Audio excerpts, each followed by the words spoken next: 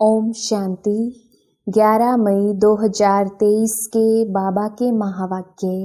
मीठे बच्चे, पहले अपने ऊपर रहम करो, फिर आपका फर्ज है अपने परिवार को स्वर्ग में चलने का सही रास्ता बताना। इसलिए उन्हें भी लायक बनाने का पूरा पुरुषार्थ करो। प्रश्न: तुम किस रेस के आधार से शिवालय के मालिक बन जाएंगे? उत्तर: फॉलो फादर मदर। सिर्फ एक जन्म पवित्रता की प्रतिज्ञा करो, नरक से दिल हटा दो। शिव बाबा तुम्हारे लिए शिवालय स्थापन कर रहे हैं, जहां तुम चैतन्य में राज्य करेंगे। धंधादौरी करते बाप और स्वर्ग को याद करने से राजाई का तिलक मिल जाएगा, अर्थात शिवालय के मालिक बन जाएंगे। गीत: तुम ही हो माता पिता। ओम शांति। कुछ ना कुछ कहना पड़ता है। ओम शांति या शिवाय नमः, परमात्माय नमः कहते हैं ना। ओम शांति हम कहते हैं। यह है अपना और बाप का परिचय देना। वह महिमा भगत लोग करते हैं, त्वमेव माताश्च पिता। तुम तो बच्चे हो, जिसकी महिमा भगत लोग भक्ति मार्ग में करते हैं। आज वह बाप आपके सम्मुख बैठा हुआ है। जरूर सम्मुख था, अब फिर सम्मुख बैठे हुए हैं। यह बातें अभी तुम बच्चे ही जानते हो, भगत नहीं जानते हैं। तुम बच्चे जानते हो एक ही बाप है जिसकी महिमा हो रही है। वह बाप तुम बच्चों को कितना सुख दे रहे हैं, जो तुम फिर 21 जन्मों के लिए कभी दुखी नहीं होने वाले हो। ऐसे बाप के सम्मुख तुम बैठे हो। तुम जानते हो यह हमारा बेहद का बाप है, जो हमको स्वर्ग के सुख देने लिए सर्विस कर रहे हैं। बाप हमेशा बच्चों को रचकर उनकी सेवा कर लायक बनाते हैं। बाप जैसे कि बच्चों का गुलाम बन जाता है। लौकिक बाप भी बच्चों की पालना करने में कितनी मेहनत करते हैं। रात दिन यह चिंतन रहता है कि बच्चों की सेवा कर बच्चों को लायक बनाएं। वो है हद की रचना के गुलाम, यह है फिर बेहद का बाप। यह भी कहते हैं बच्चे पूरा फॉलो करो और पूरा वर्षा लेकर स्वर्ग के मालिक बनो। बच्चों पर हमेशा रहम करना होता है। जो सेंसिबल बाप होगा वह कहेगा बच्चों को भी क्यों ना साथ साथ यह सच्ची कमाई भी कराएं। लौकिक बच्चों की स्थूल पालना तो आधा कल्प से करते हैं। बच्चों की पालना कर बड़ा बनाया, लायक बनाया। बच्चों के लिए विल किया, बस शरीर छोड़ा, जाकर दूसरा जन्म लेंगे। वह हुआ हद का बाप। यह है फिर बेहद का बाप। वह है हद का ब्रह्मा। रचना रच फिर उनका गुलाम बनते हैं। बहुत मेहनत करनी पड़ती है। कहाँ बच्चे कुसंग में खराब ना हो जाएं, नाम बदनाम ना करें, परंतु वह हो गया अल्पकाल का सुख। उन्हें यह पता नहीं बच्चा सपूत निकलेगा या कपूत। कई ऐसे कपूत निकलते हैं जो एकदम खाना खराब कर देते हैं। बाप की मिल्कियत को एकदम उड़ाकर चट कर देते हैं। इसलिए बड़ी संभाल करनी पड़ती है। बेहद के बाप को कितना फुरना रहता है। कहते हैं तुम भी वर्षा लो और अपनी रचना को भी वर्षा दो, परंतु फिर भी कपूत बच्चे होते हैं तो बाप का कहना नहीं मानते हैं।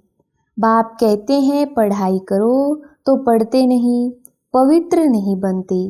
कोई मुश्किल कोटों में कोई में भी कोई आज्ञाकारी निकलती हैं। यहाँ तो श्रीमत मिलती है।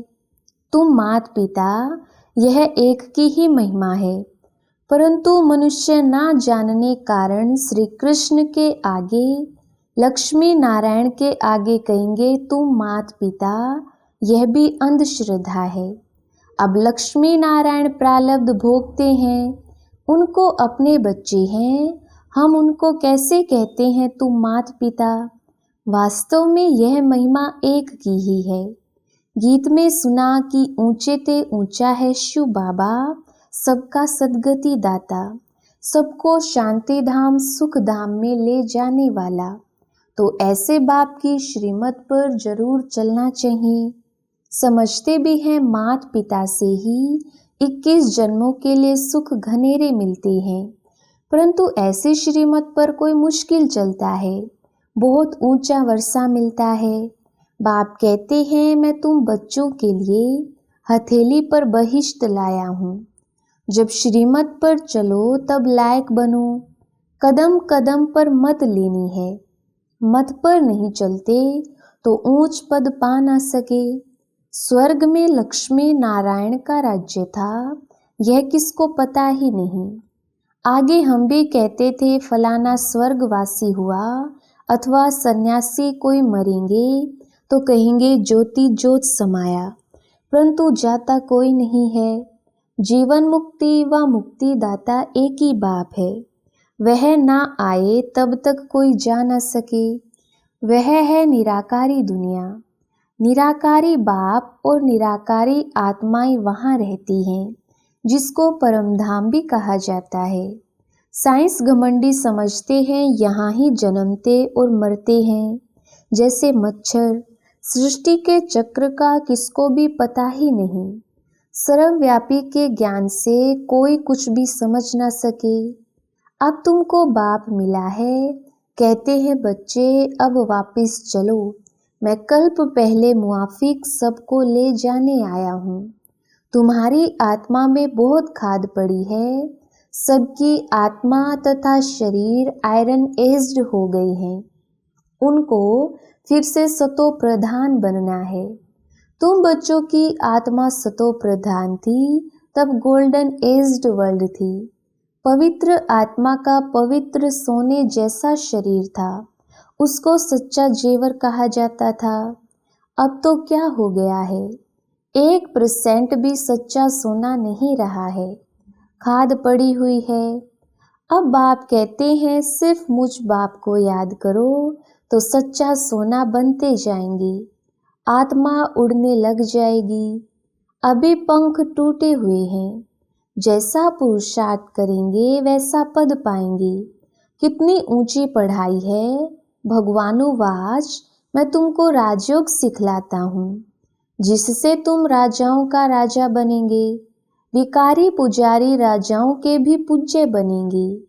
गाया भी है आपे ही पूज्य आपे ही पुजारी।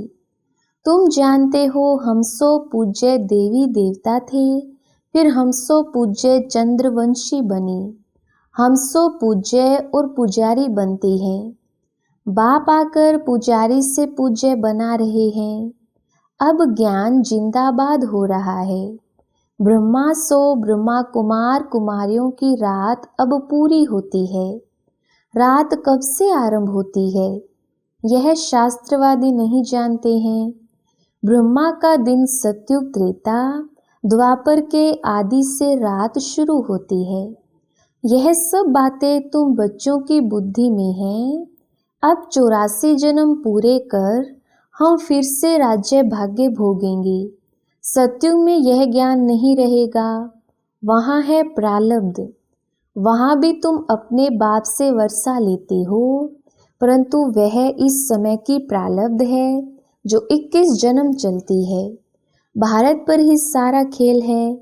सत्युग में जो देवी देवताओं का राज्य था, वह अभी आसुरी बना है। प्रजा का प्रजा पर राज्य है। बाप कहते हैं बच्चे hear no evil see no evil. बंदर का एक चित्र दिखाते हैं।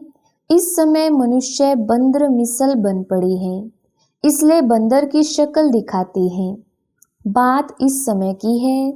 इसको कहा जाता है रौरव नरक। बिच्छू टिंडन मिसल एक दो को काटते रहते हैं।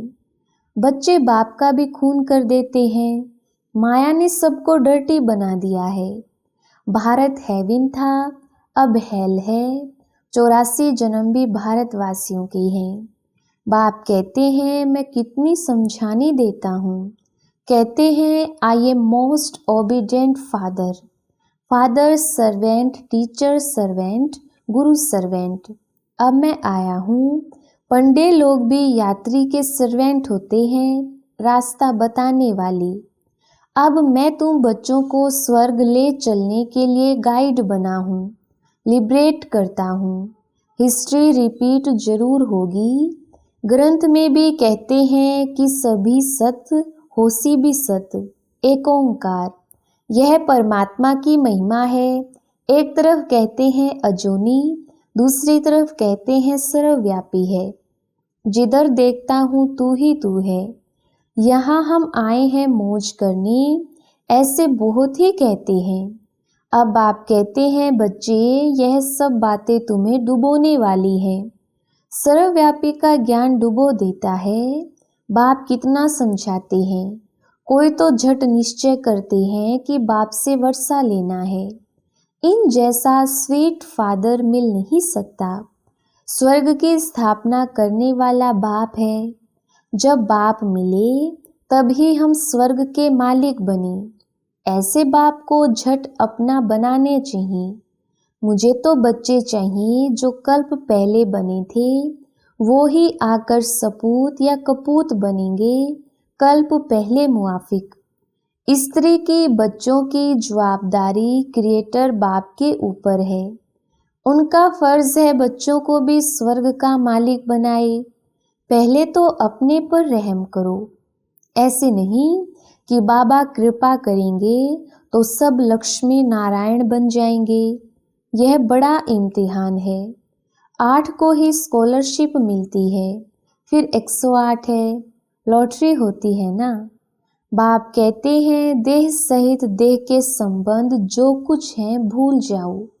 अपने को अशरीरी समझो और आत्मा निश्चय करो।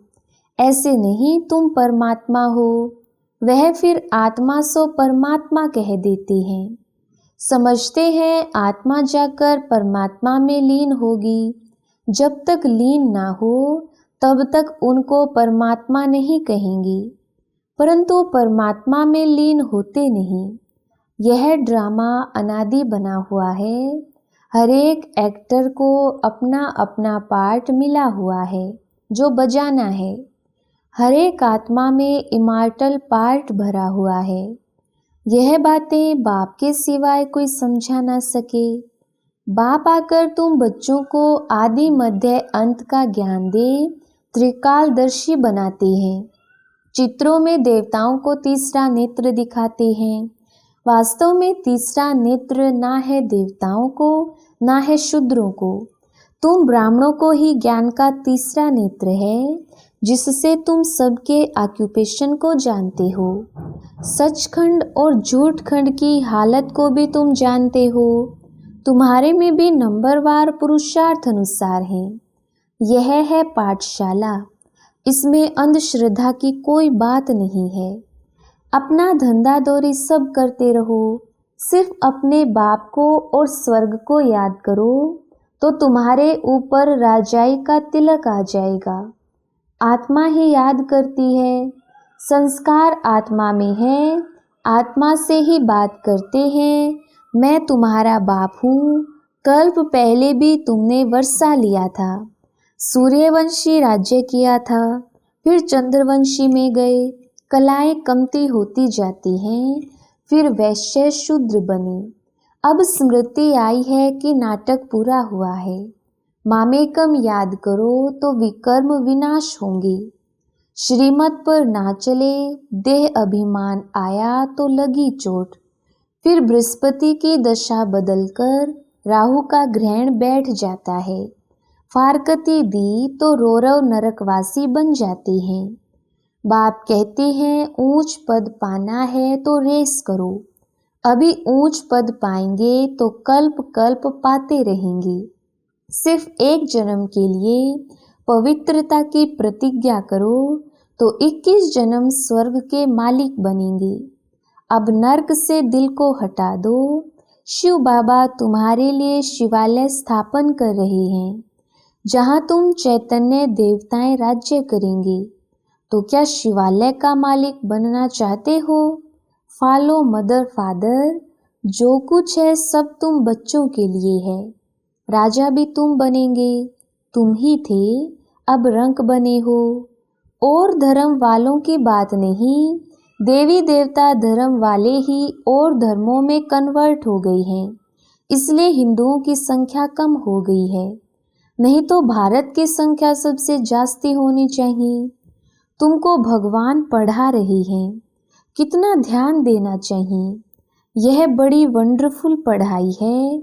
बूढ़े बच्चे जवान सब पढ़ते हैं, बीमार भी पढ़ सकते हैं। अगर बाप और वर्षे को याद ना किया तो माया थप्पड़ मार देगी। ब्लड से लिख देना चाहिए, मैं रात दिन बाबा को याद करूँगा, शिव बाबा का हाथ पूरा पकड़ूंगा, जो बाबा कहेगा सो करूँगा। शिव बाबा कहते हैं बच्चों की संभाल करो, जो बचे उनसे 2 मुट्ठी शिव बाबा की सर्विस में लगा दो, फिर उनका एजा तुमको इतना मिलेगा जितना साहूकार का लाख देने से बनेगा। प्रत्यक्ष फल मिल जाता है। अच्छा, माता पिता बाप दादा का मीठे मीठे सिकिलदे बच्चों प्रति याद प्यार और गुड मॉर्निंग। रूहानी बाप की रूहानी बच्चों को नमस्ते। हम रूहानी बच्चों की रूहानी बाप दादा को याद प्यार गुड मॉर्निंग और नमस्ते जी। धारणा के लिए मुख्य सार। पहला पॉइंट, देह तथा देह के सर्व संबंध भूल अशरीरी आत्मा बनने का अभ्यास करना है। बाप से श्रीमत लेकर कदम कदम उस पर चलना है। दूसरा पॉइंट, पढ़ाई पर पूरा पूरा ध्यान देना है। दृढ़ संकल्प करना है कि रात दिन एक बाबा की ही याद में रहूँगा और बाबा जो कहेंगे वह अवश्य करूँगा। Hear no evil, see no evil. वरदान, एक क्षमा के पीछे परवाने बन फिदा होने वाले, कोटों में कोई श्रेष्ठ आत्मा भव। विस्तार, सारे विश्व के अंदर हम कोटों में कोई में भी कोई श्रेष्ठ आत्माएं हैं, जिन्होंने स्वयं अनुभव करके यह महसूस किया है कि हम कल्प पहले वाली वही श्रेष्ठ आत्माएं हैं, जिन्होंने स्वयं को बाप क्षमा के पीछे फिदा किया है। वे चक्र लगाने वाले नहीं, परवाने बन फिदा होने वाले हैं। फिदा होना अर्थात मर जाना, तो ऐसे जल मरने वाले परवाने होना। जलना ही बाप का बनना है। जलना अर्थात संपूर्ण परिवर्तन होना। स्लोगन, बाबा के मिलन की और सर्व प्राप्तियों की मौज में रहना ही संगम युग की विशेषता है। अच्छा, ओम शांति।